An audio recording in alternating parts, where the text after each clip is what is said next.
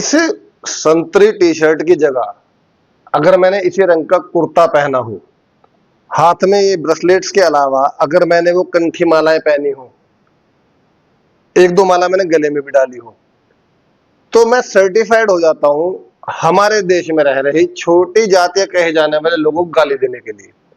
मतलब मैंने अगर संतरी कपड़े पहने हैं, ब्रेसलेट्स माला मूली पहनी है, तो मैं भाई गाली दे सकता हूं जिनको SC ST OBC कहा जाता है उनको बड़े आराम से। इतना ही नहीं, मैं यहाँ के संविधान निर्माता बाबा साहब डॉक्टर भीमराव अंबेडकर के बारे में भी उल्टा बोल सकता हूँ, उन पर उंगली भी उठा सकता हूँ, और जो मेरे मन में उल्टे सीधे विचार जो आए वो मैं पूरी तरीके से जिम्मेदारी के साथ कह सकता हूं। तब ना तो किसी की भावना है होती है, ना किसी सरकार को बुरा लगता है, ना ही कोई कानून टूटता है। लेकिन अगर मैंने ये रंग का कुर्ता नहीं पहना है, हाथ में ब्रेसलेट्स, या इसको सेंटेंस को उल्टा कर दूं, या मैंने अगर कुर्ते की जगह वाली टी शर्ट्स पहनी है, हाथ में कंठी माला की जगह मेरे ब्रेसलेट्स हैं, तो भाई मैं जो भी कहूंगा उसकी पूरी जिम्मेदारी फिर मेरी होगी, मुझ पर कार्रवाई भी होंगी, भावनाएं भी भड़केंगी, उन जाहिलों की भावनाएं भी भड़केंगी जो गालियां खा रहे हैं, जो OBC में आते हैं, खुद को बड़ी जात का समझकर बैठकर अंधेरे में जी रहे हैं, वो लोग उस संतरी कपड़े वालों से गाली खा रहे हैं। उनको अगर मैं कुछ कह दूंगा तो अभी अभी के अभी भावनाएं आहत हो जाएंगी और FIR दर्ज कराने चले जाएंगे या मुझे मारने पीटने के लिए शोर मचाना शुरू कर देंगे। ये हालात है हमारे देश के, जहां हम अभी फिलहाल रह रहे हैं। यानी कि बाबा बनना कितना बढ़िया काम है हमारे यहाँ पर। आपको बाबा बना दिया जाता है सिर्फ एक आधार पर कि आपने संतरी कपड़े पहने हुए हैं तो आप बाबा हैं। आप में अकल कितनी है, आप कितने पढ़े लिखे हैं, आपने को कितनी किताबों का ज्ञान है, आपको कितना भौगोलिक ज्ञान है, आपको कितना इतिहास का ज्ञान है, इससे फर्क नहीं पड़ता है। सिर्फ फर्क पड़ता है कि आपने पहना कैसे कपड़े। प्रधानमंत्री जी भी कहते हैं हमारे भाई कि कपड़ों से पहचान हो जाती है। तो अभी ये जो पाखंडी है, एक अभी संतरी कपड़े पहनकर घूमता है, वो भी इस कलर का कुर्ता है, इसी कलर की धोती पहन लेता है, गंजा रहता है, ये गंजा, ये सरेआम यादवों को गाली बक रहा है, बकायदा नाम लेकर कह रहा है, और बार बार पत्रकार के टोकने पर भी वही अपनी बात पर अड़ी गए। यही पाखंडी बाबा साहब पर उंगली उठा रहा है, यही पाखंडी मुसलमानों पर उंगली उठा रहा है। तो मुझे ये बताया जाए भाई कि अभी तक किसी की भावना आहत नहीं हो रही, अभी तक सरकार को नहीं दिखाई दे रहा कि ये कोई सा कानून तोड़ रहा है या नहीं तोड़ रहा है, या किसी जाति के खिलाफ अगर बोल रहा है तो वो कैसे बोल रहा है, वो संविधान के खिलाफ नहीं जा रही है बात। सिर्फ बाबा बनकर, सॉरी गलत हूं मैं, सिर्फ संतरी कपड़े पहनकर किसी के खिलाफ बोलना अगर इतना आसान है तो भाई मैं भी संतरे कपड़े में, तो क्यों ना फिर मैं आपके धर्म के खिलाफ बोलना शुरू कर दूं। मैं आपका एक एक जो वो पोंगा पंडितों वाले जो आपने पाखंडी ग्रंथ बनाए हुए हैं, मैं उनकी एक एक की परत खोलने क्यों ना शुरू कर दूं। क्यों ना मैं बताऊं कि ब्राह्मण मांस भी खाते थे, अभी भी खाते हैं। क्यों ना मैं बताऊं कि जितना पाखंड आप लोगों ने मचाया, देश जिसकी वजह से गुलाम रहा, जे देश जिसकी वजह से सोने की चिड़िया से होकर वापस गुलामी में आया और बदतर हालत में जिया, उसका कारण कौन था, क्यों ना बताया जाए। क्यों ना बताया जाए कि संतरी कपड़े वाले ही थे जिन्होंने अंग्रेजों की गुलामी करी, जिन्होंने अंग्रेजों के तलवे चाटे, जो अंग्रेजों की पेंशन पर भीख पर जिए, वो संतरी कपड़े वाले ही थे जो आज पूरे देश के लोगों को SC ST OBC को गाली बक रहे खड़े होकर। जो देश का 85% भाग है जनसंख्या का, उसको एक इंसान आता है, वो बाबा कह रहा है, अपने आप को समझता है, एक सेना का नाम लिया, काली सेना बदला लेगी, काली सेना युद्ध करेगी। अरे भाई हेलो, तू मरेगा उस काली सेना में सबसे आगे चलेगा, लड़ेगा तू। इन धर्म के नाम पर, जात के नाम पर, जो जिस सेना को, जिन लड़कों को, जिन युवकों को बहका कर तू दंगे में भड़काना चाह रहा है, दंगे में उतारना चाह रहा है, क्या तू और तेरी औलाद या तेरा परिवार उस दंगे में आगे चलेगा?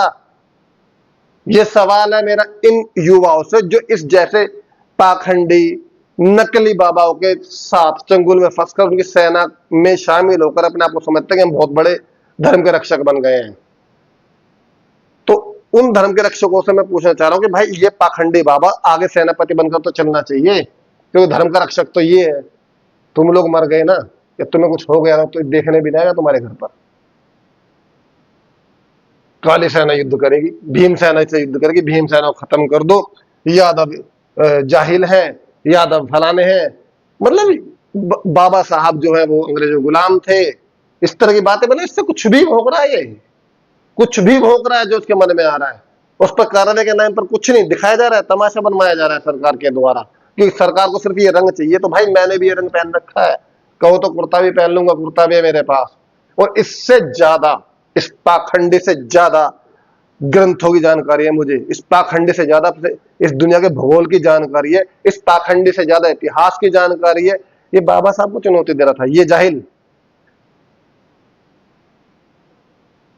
बहुत बड़ा नाम है वो जिसको चुनौती दे रहा है। मैं कहता हूं, मैं इसको चुनौती दे रहा हूं, इसी के शास्त्रों पर लाइव डिबेट हो जाए, इसी के शास्त्रों पर चुनौती देता हूं मैं। किसी भी शास्त्र को जिसको मानता हूं कि वो सबसे बढ़िया है, वो चुने, वो चुने, उसी शास्त्र पर मैं इसके सामने बैठूंगा और दिखा दूंगा कि तेरे धर्म ग्रंथ जितने भी है वो इंसान से इंसान को बांटने वाले। तो कोई सा भी एक ग्रंथ वाले जो तुझे सबसे अच्छा लगता हो उस पर मैं बात करने के लिए तैयार हूं। मैं ये अच्छे से जानता हूं कि इस जगह पाखंडी इस तरह के चैलेंज नहीं लेते। ये अकेला ऐसा पाखंडी नहीं है, ऐसे इस टाइम तो एक बढ़िया रेंज चल रही है, एक से बढ़कर एक मूर्ख, जिनको कथावाचक कहा जाता है आज की तारीख में, एक से बढ़कर एक मूर्ख है और एक से एक बढ़कर मूर्खता वाली वो बात कर रहे हैं। जितनी, मैं कहता हूं जितनी पागलपन की बात हो सकती है, जितने आप सोच सकते हैं, वो उससे भी आगे जाकर बात कर रहे हैं। लेकिन उनको कथावाचक बताया जा रहा है, उनको हिंदू धर्म का ठेकेदार बताया जा रहा है, उनको हिंदू धर्म का रक्षक बताया जा रहा है, उनको सरकार संरक्षण दे रही है। तो मेरी भाई आपसे मेरी अपील है, सभी से मेरी अपील है जो मेरी इस वीडियो को देख रहे हैं, कि कम से कम अगर ऐसे पाखंडी को आप देख रहे हैं तो SC ST OBC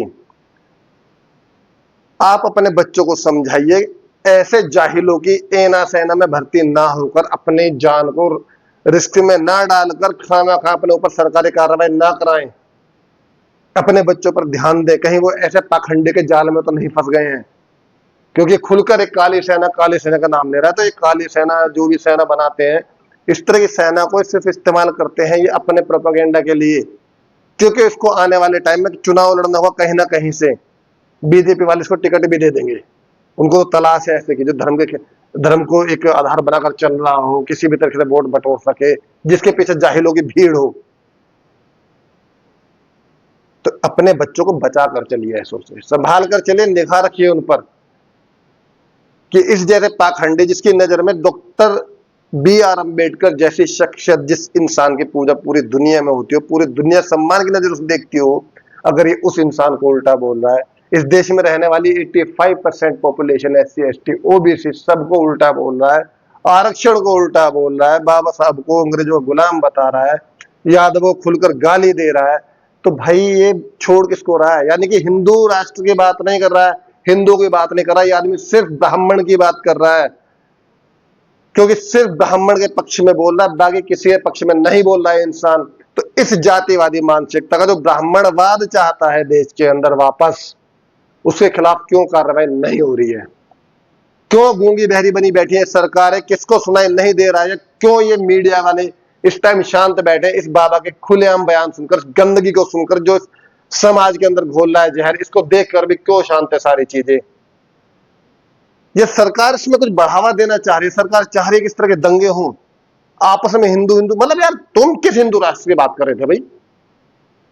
अभी मैं बहुत दिन से सुन रहा हूं हिंदू राष्ट्र बनेगा, मोदी जी के उसमें हिंदू राष्ट्र बनेगा, कभी योगी जी हिंदू राष्ट्र बना रहे हैं, कभी कोई बना रहे हैं। ठीक है, मान रहा हूं मैं, हिंदू राष्ट्र बनाओ यार।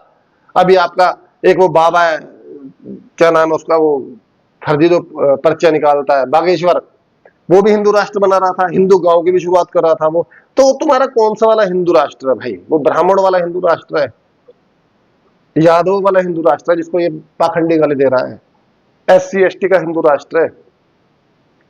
इस देश में कब्रिस्तान, शमशान जिसकी बात करते हो, जिसको वोट मांगते हो, तो जिस हिंदू राष्ट्र की बात कर रहे हो आप, उसमें शमशान घाटी भी अलग अलग जातियों के हिसाब से है। चमारों का कब्रिस्तान अलग है, ब्राह्मणों का अलग है, क्षत्रियों का अलग है, ऐसे कब्रिस्तान है हमारे देश के अंदर। आज भी देश के बड़े से बड़े संस्थानों में ब्राह्मण वर्ग सबसे ज्यादा बैठा हुआ है, वहां हिंदू राष्ट्र बना रहे हो। अरे सीधा क्यों नहीं कहता ये कि भाई ब्राह्मण राष्ट्र बनाना चाहता हूं मैं, क्यों हिंदू के आड़ में आकर अपना प्रोपेगेंडा चला रहा है? क्योंकि अगर तो हिंदू राष्ट्र बनाना चाहता तो पहले डिक्लेयर करके Hindu SC ST OBC Hindu नहीं है बोल, अपने ये जो जिन्हें बकवास कर रहा है इस पर अगर बोल एक बार कि भाई ये SC ST OBC हिंदू में नहीं आते, उनके अलावा हम हिंदू राष्ट्र बनाएंगे, खुलकर आना सामने भाई।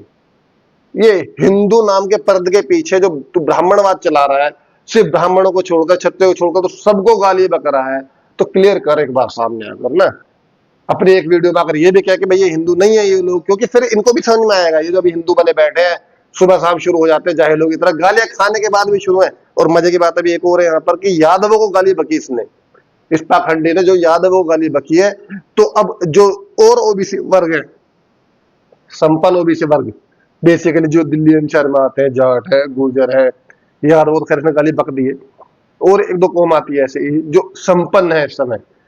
अब उनके मन में क्या रहा है कि हमें थोड़ी गाली बकी है, ये तो यादवों को तो गाली बक रहा है भाई, उसी कैटेगरी में वो आप भी सारे।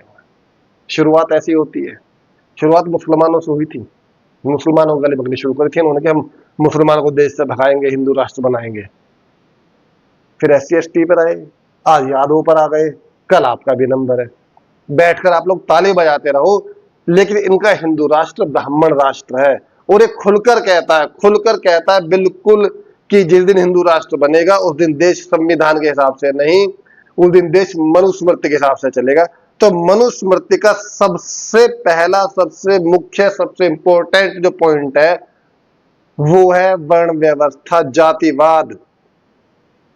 उसके अनुसार ब्राह्मण कुछ भी करे, कितना भी गलत क्यों ना हो, कितना भी अनपढ़ क्यों ना हो, कितना भी गलत क्यों ना कर दे, वो सजा का अधिकारी नहीं है, वो हमेशा पूजनीय है। दलित कितना भी विद्वान क्यों ना हो, वो पूजनीय नहीं है। ये सिर्फ इसका यही ग्रंथ नहीं, बाकी सारे ग्रंथ भी इसी चीज को दोहराते हैं। तो जिस हिंदू राष्ट्र की ये बात कर रहा है, जिस मनुवाद की ये बात कर रहा है, तो उसमें OBC वर्ग भी उतना ही लतेड़ा जाएगा जितना SC ST। खुलकर आने लगा ये सामने, इस बात को समझिए।